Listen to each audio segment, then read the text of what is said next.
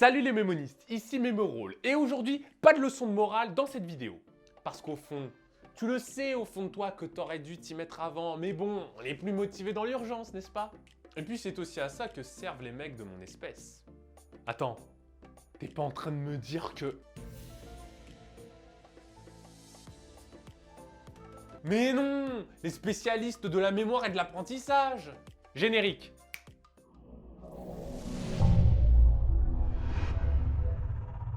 Avant toute chose, sache qu'il n'existe pas de formule magique qui te permettra de tout retenir d'un seul coup en un clin d'œil. Voilà, donc si tu pensais que c'est parce que tu as vu une technique pendant 2 minutes que tu vas pouvoir mémoriser une centaine de pages par cœur, alors désolé, mais je ne suis pas un escroc, donc faudra aller voir quelqu'un d'autre. Par contre, il y a des astuces qui pourront t'aider à réviser plus efficacement, même au dernier moment. Alors si tu es toujours là, voici la première astuce. Différencie la compréhension et la mémorisation. C'est une question basique. Est-ce que tu as du mal à mémoriser parce que tu penses que ta mémoire n'est pas assez efficace, ou alors est-ce que tu as du mal à mémoriser parce que tu n'as pas compris ce que tu as lu? Être ou ne pas être les carottes râpées. La différence est fondamentale parce que ce n'est pas du tout la même approche selon les deux problèmes. Si tu n'as pas compris le sujet, il faut qu'on te le reformule, qu'on te le réexplique ou alors que tu dois chercher d'autres sources pour t'aider. Par contre, si tu as compris un contexte historique par exemple, mais que tu as du mal à retenir une date précise, alors là, oui, tu as un problème de mémorisation. Cependant, si tu n'as pas tout compris et que tu penses que c'est en relisant une multitude de fois que tu pourras l'intégrer, alors je t'arrête tout de suite, tu utilises la pire méthode possible. Ma deuxième astuce, c'est arrête de relire. La relecture est la méthode de révision la plus plébiscitée et pourtant, c'est la moins efficace. Mais pourquoi cela? Mais parce que c'est des feignants! Parce que c'est facile de relire un cours. N'importe qui est capable de lire. Par contre, essayez de le reformuler, essayez de faire des exercices sur ce qu'on vient de lire. Là, c'est beaucoup plus compliqué. L'important, ce n'est pas le temps que vous passez à réviser, mais c'est l'intensité dans la réflexion et dans le processus de révision. De plus, quand vous relisez, si ça se trouve, vous relisez quelque chose qu'au fond, vous savez déjà. Mais comme vous ne vous testez pas, vous ne savez pas quelles sont vos lacunes et quels sont vos points forts. C'est pour ça qu'au lieu de relire, essayez d'appliquer ce que vous lisez. Essayez de l'enseigner à quelqu'un, essayez de le réexpliquer. Peu importe, essayez de vous mettre dans une méthode active au lieu de rester passivement à vous contenter de relire ou de réécouter. Troisième astuce. Organise-toi un planning.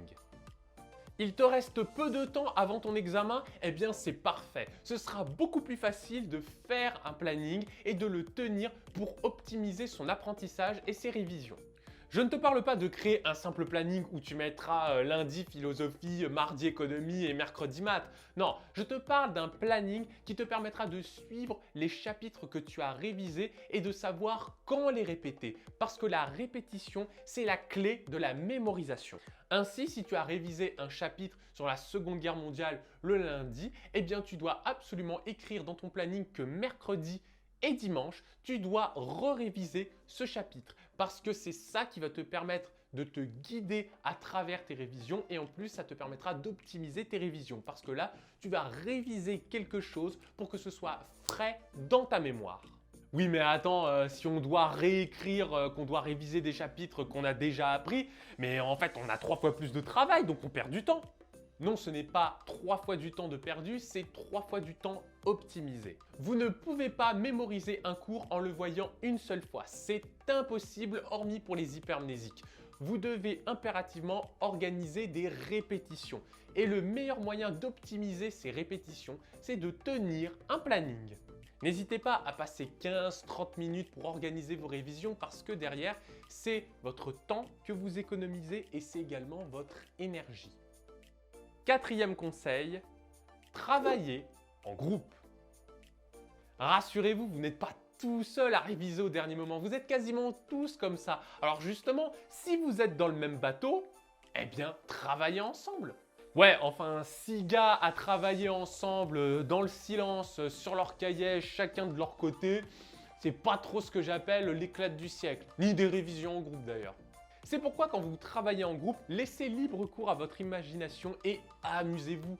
Faites des quiz, faites des jeux de rôle, des jeux de société, peu importe, mais essayez de vous tester de façon intéressante.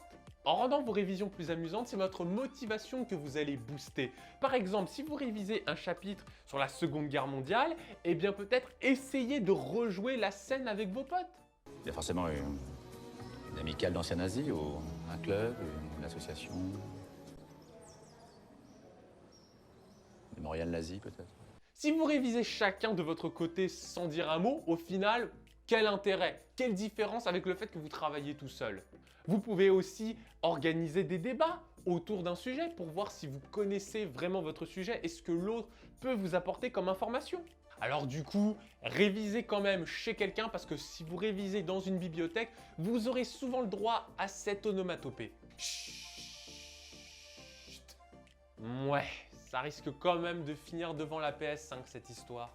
Alors, soyez quand même sérieux dans cette démarche. Vous pouvez bien sûr vous accorder des pauses où vous vous amusez, mais essayez aussi de vous accorder des moments où vous êtes vraiment très sérieux et très concentré. Je vous renvoie à ma fiche sur la méthode Pomodoro pour vous montrer comment organiser des sessions de travail efficaces. Travailler en groupe est une excellente façon pour vous tester et pour vous remotiver pendant vos révisions. Et nous allons passer à la dernière astuce. Reposez-vous. Je ne le répéterai jamais assez, mais comme j'ai l'habitude de le dire, la répétition est la clé de la mémorisation. Ah, bien joué, tu t'es bien rattrapé là. Et quand je parle de repos, je ne fais pas allusion uniquement au sommeil, mais je fais allusion aussi au moment de détente. Travailler toute la journée et toute la nuit est contre-productif parce que vous avez besoin du sommeil pour consolider les apprentissages et vous avez besoin de pauses pour vous remotiver. Parce que, spoiler, votre énergie n'est pas infinie, alors apprenez à l'utiliser avec parcimonie. Vous pouvez boire tout le Red Bull que vous voulez, vous pourrez vous écouter toutes les playlists de motivation, ça ne changera rien, vous serez quand même fatigué, vous avez besoin de repos. Alors entre deux sessions de travail, accordez-vous une pause sans culpabiliser. Essayez de jouer à quelque chose, essayez de discuter avec quelqu'un ou encore mieux, de regarder les vidéos de Memorool et de vous abonner. L'important, ce n'est pas de travailler longtemps, mais de travailler efficacement. Bon, le point final, vous le connaissez. Ah non, t'avais promis! Je sais, mais je dois quand même le dire, arrêtez de réviser au dernier moment. Je sais que les révisions, c'est pas la fête du slip, on s'ennuie, on dort pas. Justement, essayez de changer vos méthodes pour rendre tout ça un peu plus intéressant. Et si malgré tout vous vous ennuyez toujours, eh bien peut-être que vous n'avez pas forcément choisi la bonne voie. Peut-être que la voie dans laquelle vous êtes vous ennuie. Alors dans ce cas, essayez de vous interroger sur ce que vous aimez vraiment faire. Voilà, je vous laisse avec cette petite philosophie de PMU. N'oubliez pas de vous abonner à l'ensemble de mes réseaux. Et sur ce, je vous dis adios mes mémos.